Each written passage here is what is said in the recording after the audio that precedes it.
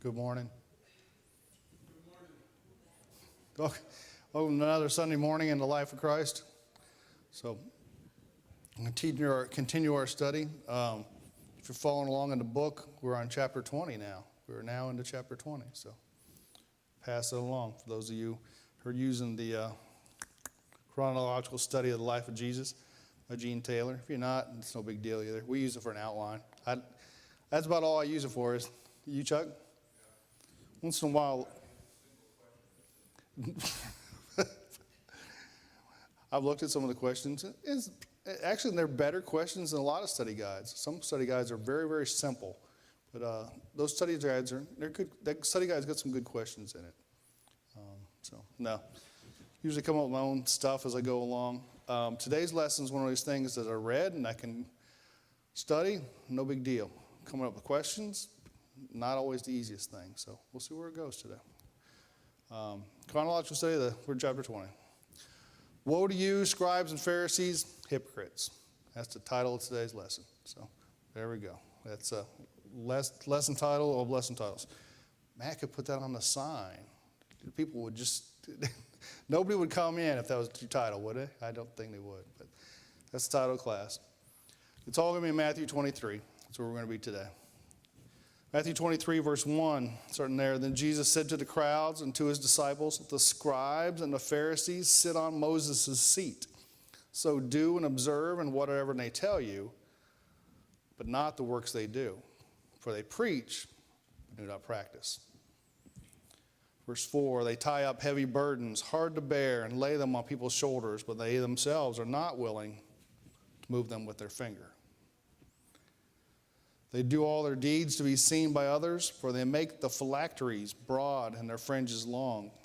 And they love the place of honor at feasts and the best seats at the synagogues and greetings in the marketplace, being called rabbi by others. But you are not to be called rabbi, for you have one teacher, and you are all brothers. And call no man your father on earth, for you have one Father who is in heaven. Neither be called instructors, for you have one instructor, the Christ. So, in verse 11 and 12, the greatest among you shall be your servant. Whoever exalts himself shall be humbled. Whoever humbles himself will be exalted. So, we'll back this up and start asking questions and talking about this stuff from here.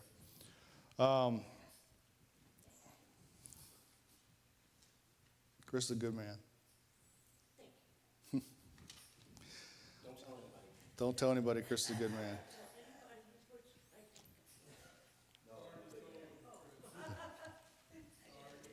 I already told. Lex has got the word out.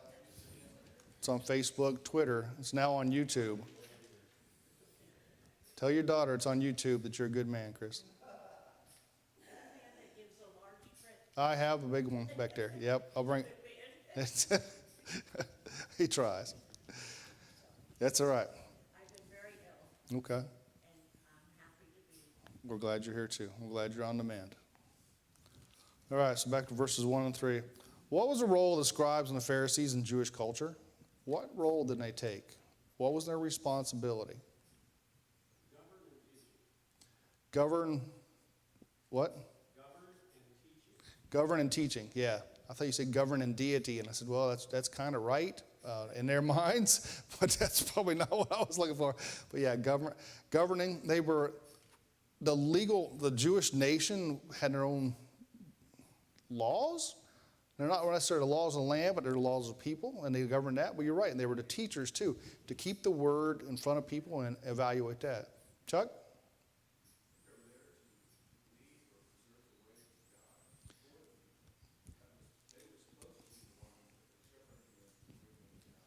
Yeah, they would be the ones who they should be shepherding them, keeping them in the Word of God, keeping them in God's will. That is their responsibility, and they should be doing that. And it says there in verse 2, the scribes and the Pharisees sit on Moses' seat. If it was good enough for Moses, and you're sitting on that seat, you should be doing like Moses did. You got 5 books of example from that. Chuck?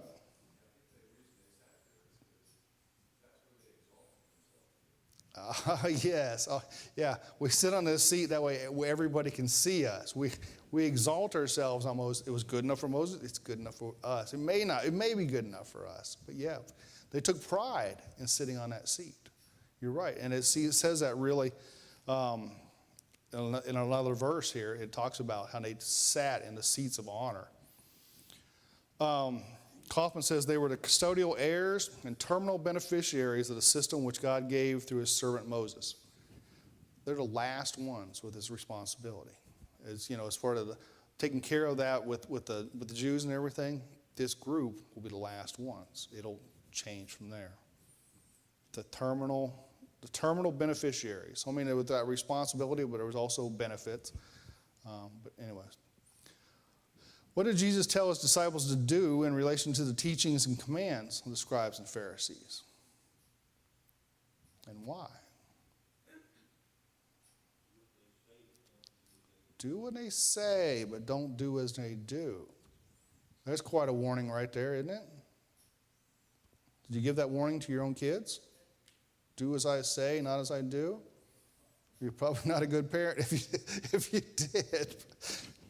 But how common is that, And we see that. We see that in the world. Do as I say, not as I do. So apparently, what were they?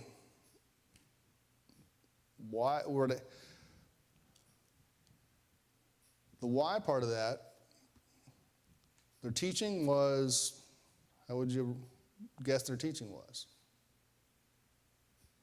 Wanda shakes her head, and her teaching really was it was tainted. It was tainted. Definitely don't follow their actions. Their actions were abysmal. We'll get into the fact that sometimes they look like they're very righteous, but their actions are very unrighteous. How would their inconsistent lives affect the acceptance of God's will? Do as I say, don't do as I do. Would you be willing to accept God's word that comes from people like that? No. It didn't affect their lives. How would it affect mine, right? It'd be very tough.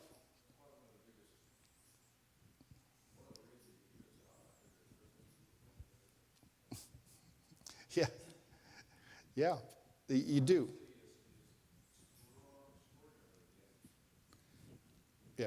Yeah, even today, you're right. The hypocrisy is still extraordinarily damaging. You hear people, if you ask them, they don't go to church, a lot of them, because the church is full of hypocrites. The church has hypocrites in it.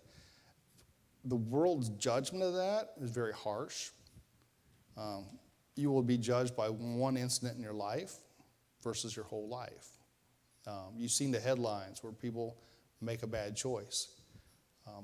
Very legalistic way of looking at things, never looking at the good work that's been done, never looking at years of doing God's will, but they will at one time that something bad happens.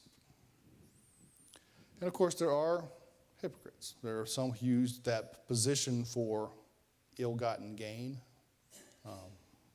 Don't miss the fact that those people are out there too. The law itself is a heavy yoke, Acts 15:10, but these teachers added to the burden of a vast volume of traditions, but they themselves did not keep these traditions, excusing themselves by inventing subtle distinctions. The verse goes with that, Matthew 23:4. They tie up heavy burdens, hard to bear, and lay them on people's shoulders, but they themselves are not willing to move them with their finger. Christ's words are that his gospel, his yoke is easy, his burden is light. But the way the Pharisees would like to do things was those law plus. They had their own sets of laws that you had to keep, and made it very tough, tougher than the law, which was impossible to keep. Like I said, Jesus talks about my yoke is easy, my burden is light. Does this sound like something that they would back? Does it sound like pointing in people in that direction? No, they're making it harder and harder. Can we make it so hard on people that they'll never follow Christ? We can. Should we? It can. We shouldn't do it that way. We shouldn't make it so tough that they can't ever follow Christ. It's never follow plus, Never baptism plus a price. No burden of no expectations that you must do anything. There is, there's responsibilities, and we like people to do something, but to serve or whatever and show, but it's never forced. And some people would like to put burdens on people. A lifetime alcoholic, if they're baptized, will they become not an alcoholic the next day? No, not really. They might try, but it ain't going to happen the next day. I had a friend of mine that she was baptized, but later on, when she was a church, that she also drank. Yeah. And everybody's got their own things, and it's a path. And a lot of times, a lot of things, there's ups and downs, but it's a path. And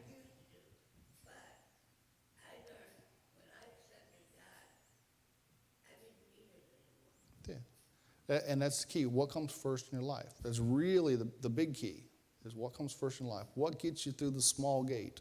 What gets you to heaven in the end? And different people have some things that are not black and white. Some things are, it's okay for some, but not okay for others. It's a maybe sometimes. And that's just how it is. So I don't want to get burdened down in that, but don't overburden people with legalistic values, legalistic burdens. It doesn't help. And the scribes and the Pharisees were doing that over and over and again.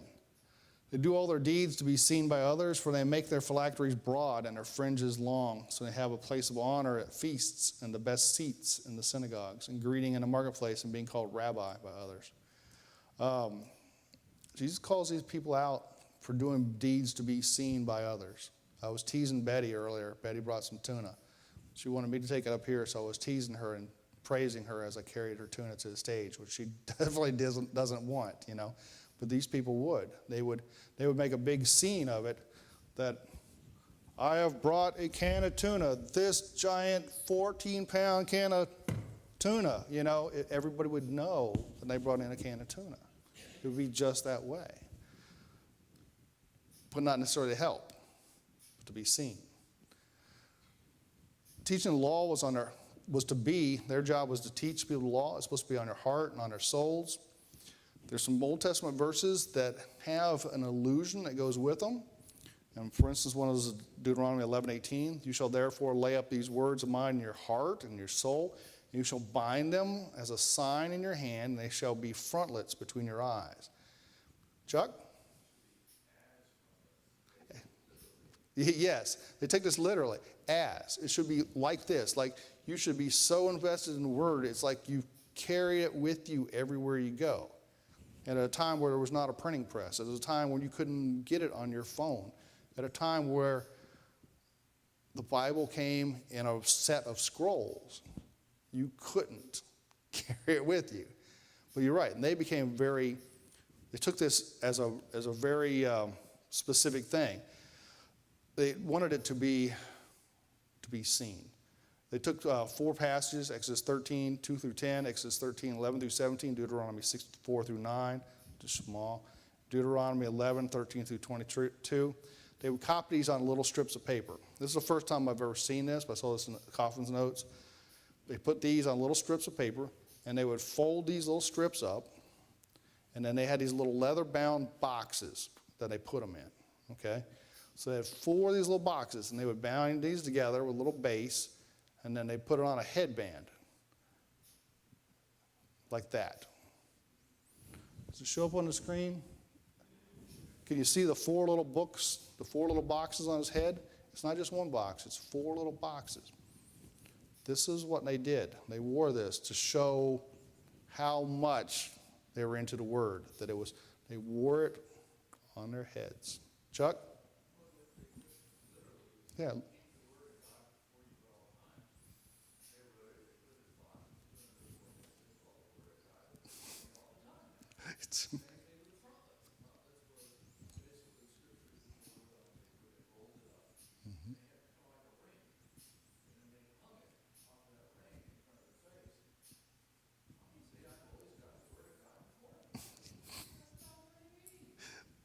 Yeah, they took it literally.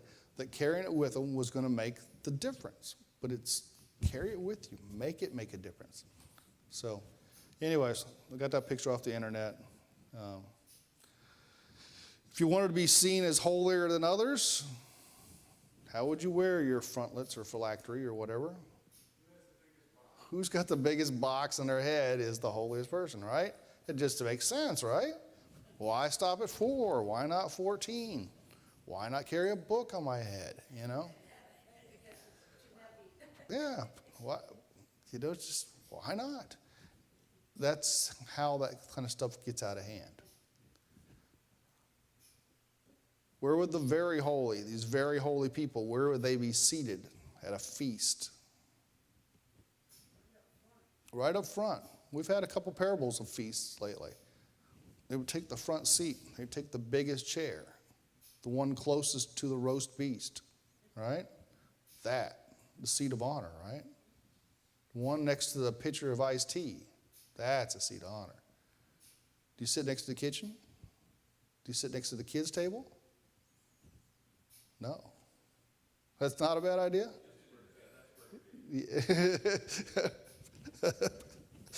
They would not be those ones. Yeah, the kids always have fun. And I encourage you, if you never have, see a bunch of kids sitting somewhere, sit down next to them, ask them. Ask them about stuff. If you can get them on the right subject, it's amazing. Japanese literature is one they like to talk about. Manga. What's those cartoons called? Yeah, you know what I'm talking about. Anime type stuff. Yeah, you get them talking about that, almost all of them can talk about it. So, video games, that kind of thing. I think anime kind of is the genre of it. You kind of if you hit them right, they'll talk, and they'll talk your ear off. You may never understand a word of it, but they'll talk. Ask them where the best hamburger in town is, and they know. They know. So where would he be seated in the synagogue? Where would you find the holiest person in the synagogue? Right here? Up there, right? Yeah. Yeah. If you're really holy, you'd have one of these seats. And they wouldn't be on the side. I mean, if you're really holy, right here, right? This is the holy seat. Right on the edge of the stage. I can overlook the tuna. I can overlook my people. I am holy, right? It'd be a bigger seat. I don't know. It depends on how many holy people are here. My seat, it's big enough. This whole chapter is about the fact that they are acting holy. This whole chapter is being hypocrites. You're right. You're right. They're acting holy. Unfortunately. And this is all Jesus calling these people out for acting.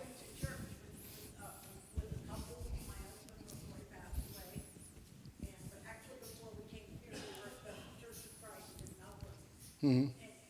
We went to church for like 3 years with this couple and didn't find out until my husband passed that they were no more Christians than men and women. I mean, it was crazy. There's all types, and it's hard to... I was completely deceived. The wheat and the tares. And I just thought, what was God, how he must have felt for these people. It takes a long time for some people, and some people will be... Like, it's all right. That's all right. You're on the right topic.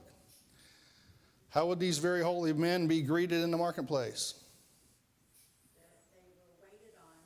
They were waited on. Yeah, there's a good point right there. Don't pay for that, Rabbi. I got it. I'm holy now because I've bought you a head of broccoli. Do they like to be called out in the marketplace? Loudly. Rabbi Chuck says loudly. Loudly says Rabbi Chuck. Very high holy Rabbi Chuck. Yes, that's how they like to be done. Okay. How would this social and religious pride compound in their rejection of Jesus? They like being treated with the seat of honor at the feast. They like being seated with the feast of honor, or the seat of honor at the synagogue. They like being acknowledged as the rabbis, the leaders. How does that work into them rejecting Christ? Why would they would this lead to make it easier for them to reject Christ? Yeah, because because they are holy. Like Chuck says, bigger seat? No. I don't want that guy sitting next to me. He doesn't wash his cup. That guy eats with prostitutes and tax collectors and fishermen. He is not as holy as me. He did not go to the school. He did not. Yes, you see this. This leads their minds to rejecting him. Chuck?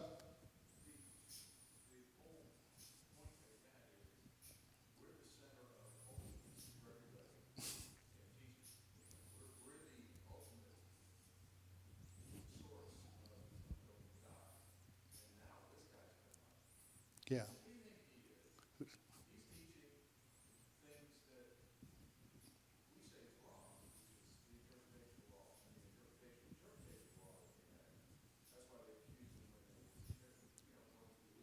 Mm-hmm.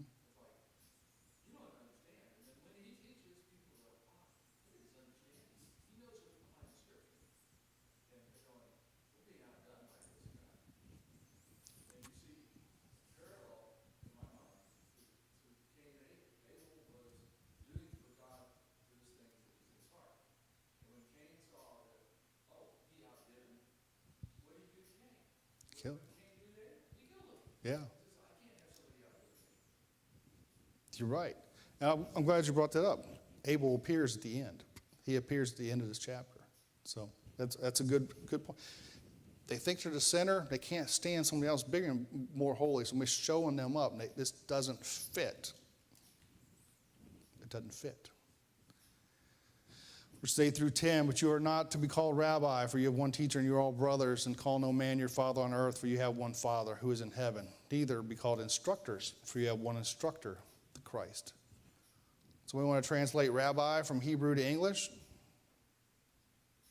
You could probably do a pretty good job just guessing it. Anybody want to do it into their phone? Hey, Google, translate rabbi from Hebrew to English. Hey, Siri, translate. See if I can activate somebody's phone. Hey, Google, translate. No, not today, huh? It was yours. It got yours, huh? Wow, I got lucky on that one. All right. It translates as my teacher, and not just teacher. It translates as directly as my teacher. My master is another version of that. So you call somebody rabbi, my teacher. William jokingly calls me my elder. So I jokingly call William my elder. Putting that my on top of it makes it, it's very tight. It's my teacher, not just a teacher. It's my teacher. Who's the sole authority in the religious truth? It's got to be God, right? It's got to be Christ. Does it have to be?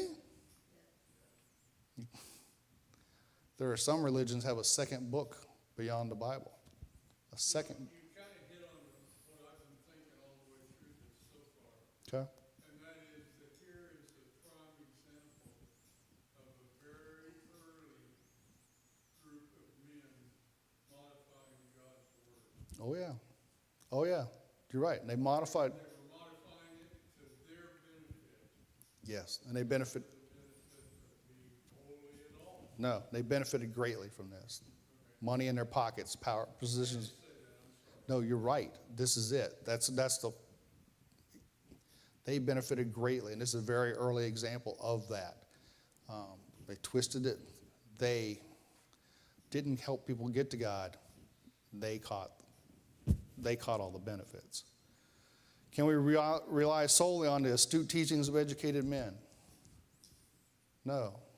Those of us who have been to college will say no. Chuck and I do what we can here.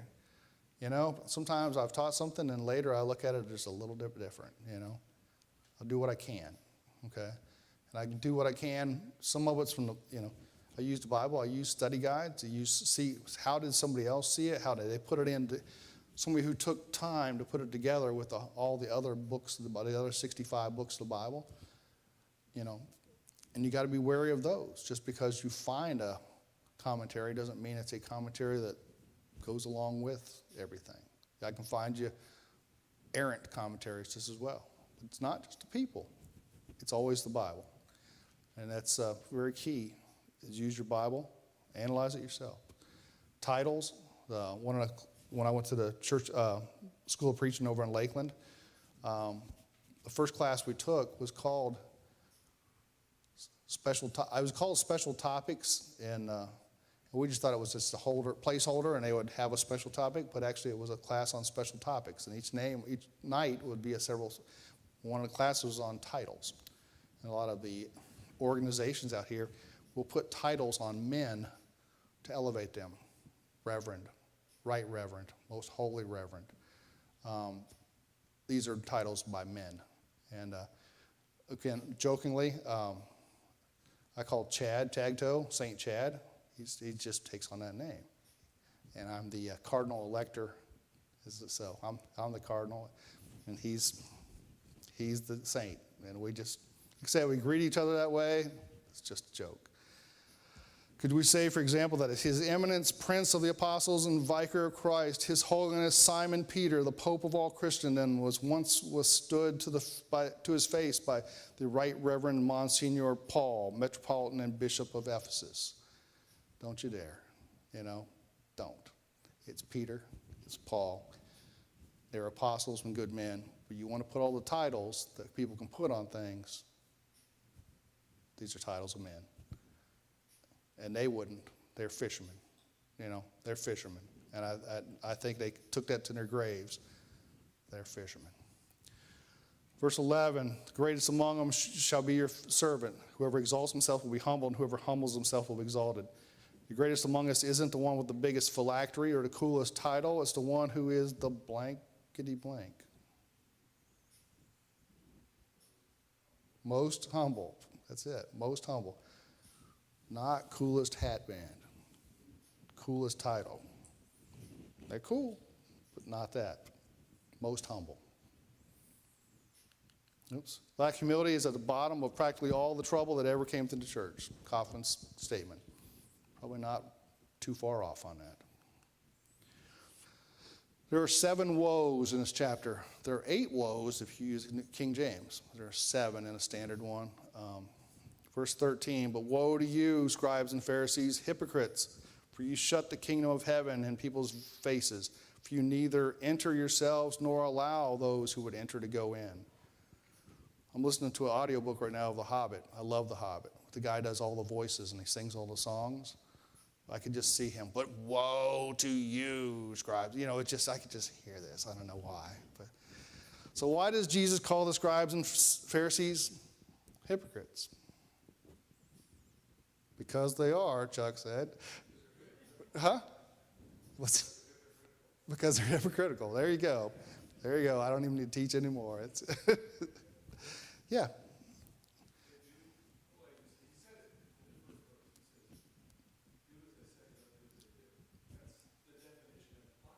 It is. Yeah, do as they say. When they're teaching out of God's word, great. If you're seeing how they're handling it, no. And they found loopholes. They created loopholes. They didn't find them. They created loopholes to get out of stuff. That was some of the things. If you want to look farther than that, look into something called Corban, Corban. I think that's a way you could dedicate your money to the church, but you would never have to take care of mom and dad in their old age. And there's some other things that are very similar. Instead of setting an example of receiving and honoring Jesus, how did they treat him? Badly. They hounded him. And at this point, they haven't even arrested him and killed him yet. But they could have set the example, and everyone would have followed. But they didn't. If they'd entered the kingdom of heaven, would others have followed? I just said they did. I think they would have. I think if they had followed, they would have. Instead, they stand in a doorway. They're the gatekeeper. Are you good enough to get by? Have you kept the law since you were a child? Are you tithing properly? Chuck?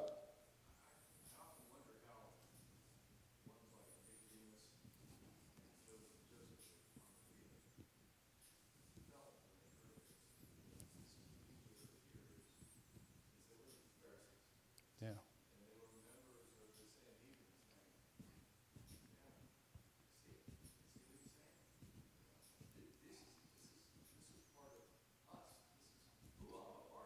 Yeah.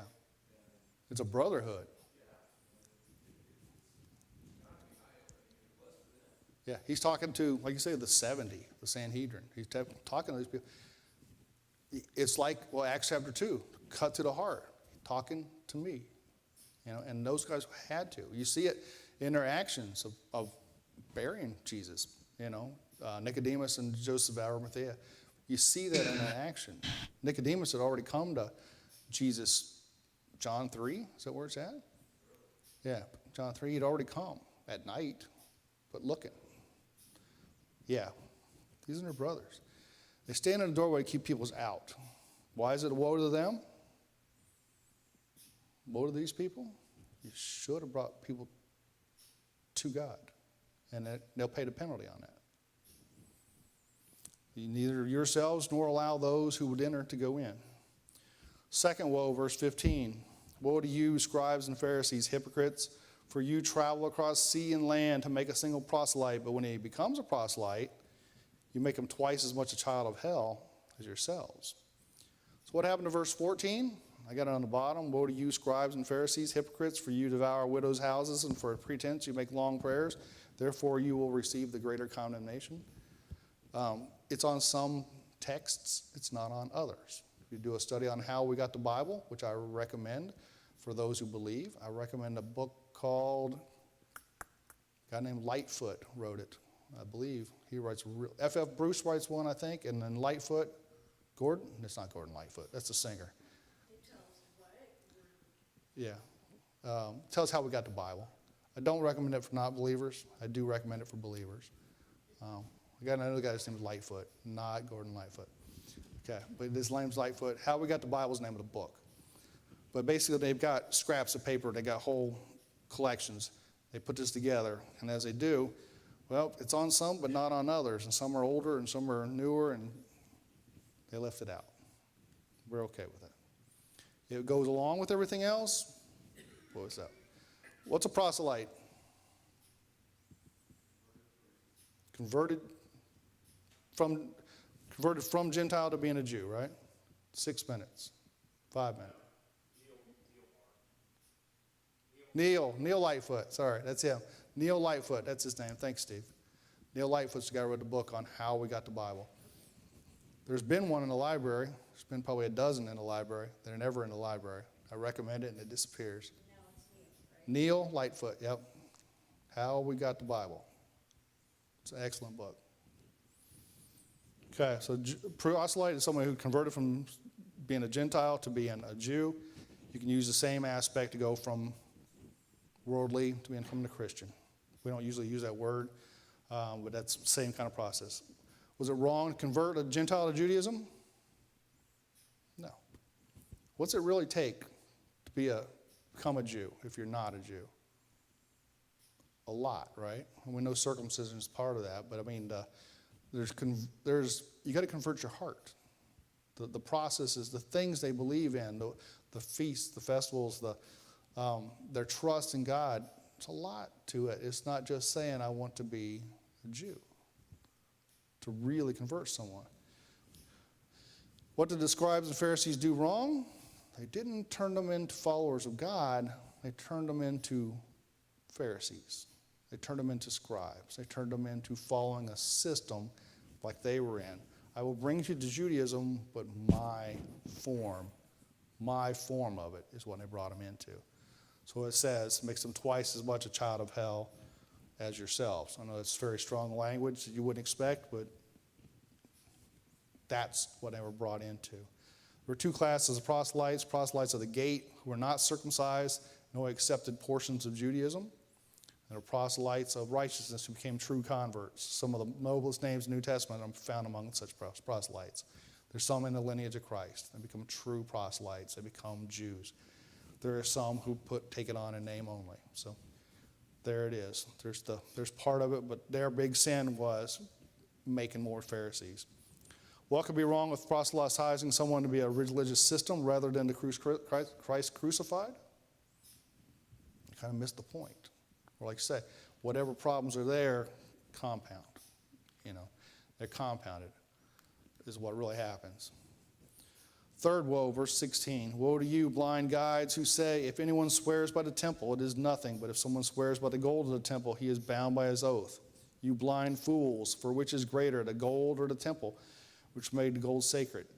They get into what type of oath is what they would do. Somebody would make an oath on something. If they swore by the temple, it had one value. If they swore by the gold in the temple, it had another value. Which one's more valuable? Neither, right? The truth is the truth. To tell men that even though they have sworn, they are not bound to tell the truth or abide by the promise unless their oath is taken in a certain way is far worse and more destructive. Can you imagine that? You took this kind of oath, you really don't have to keep your oath.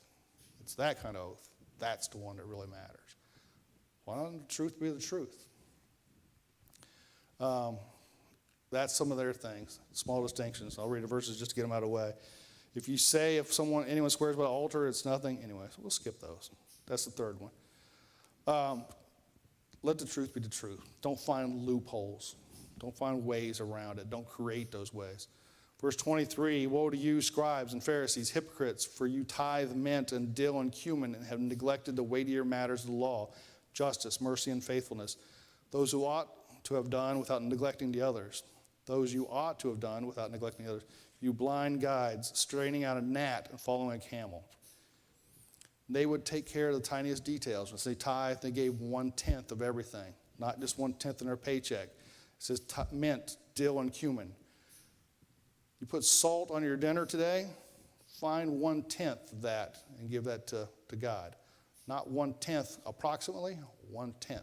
Count the crystals and do that. Count out little seeds. They were into that kind of thing, counting seeds. But they would miss the weightier matters. They wouldn't get into justice and mercy and faithfulness. Which is most important? A, the tiniest details, or B, the weightier matters like justice, mercy, and faithfulness? Or is it a trick question? It's a trick question. So,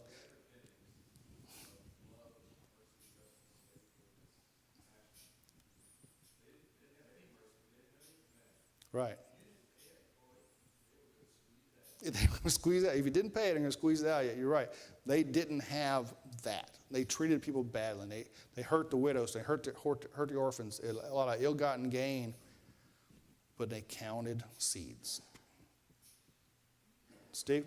It's kind of like, I see this as, you couldn't see the forest from the trees. Yeah. And I think a lot of this is, they really thought they were doing the will of God. They really thought that they're following the law. They really thought they're, but they're missing the point, but they don't even realize it. Right. I think it takes this strong language to call them out and say, look, it's not about this anymore. But they're so caught up in it and they think they're doing right, and they're really not. Right. You're right. You're right. And tiny details matter. But the big details matter. And they do. They think they're doing right. And this language gets stronger as he goes through these woes. It gets stronger and stronger. And this is the last week of his life. This is the end for him. This is it. They appeared before Pilate to extort a death sentence for the master while refusing at the same time to enter the governor's court lest they be defiled. You can find that in his last 24 hours. Imagine that. We'll break a commandment, we'll put lying witnesses up there. We'll break another commitment and get a guy killed. Don't let me go in a Gentile's house. I'm dirty. Yeah, how dirty. Verse 25, woe to you, scribes and Pharisees, hypocrites, for you clean the outside of the cup and the plate, but inside are full of greed and self-indulgence, you blind Pharisee. First clean the inside of the cup and the plate, the outside may also be clean. They ceremonially wash dishes to make them clean. But two things that are wrong are extortion and gluttony. They would get this food from people by taking money from them, and they would eat to excess. And then I'll leave 6 and 7 just to finish it up. Woe to you, scribes and Pharisees, hypocrites, for you're like whitewashed tombs, which outwardly appear beautiful, but within are full of dead people's bones and all uncleanness. So you also appear righteous to others, but within you're full of hypocrisy and lawlessness. Make your grave look good, but it's dead people inside. Make yourself look good, but it's all dead inside. They didn't step on graves, put whitewash around them, wouldn't step on them.